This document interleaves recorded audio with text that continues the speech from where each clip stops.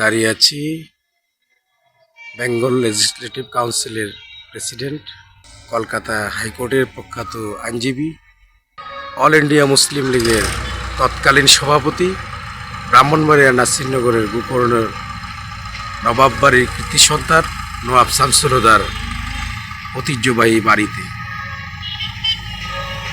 বাড়িটি কালের পরিক্রমায় ধ্বংসের ধার প্রান্তে, কিন্তু সংস্কারের কোনো উদ্যোগ না হওয়ায় হতাশ এলাকাবাসীর দাবি ঐতিহ্যবাহী এই বাড়িটি সংরক্ষণ করা হোক। সরকারি উদ্যোগের দাবি দীর্ঘদিনের।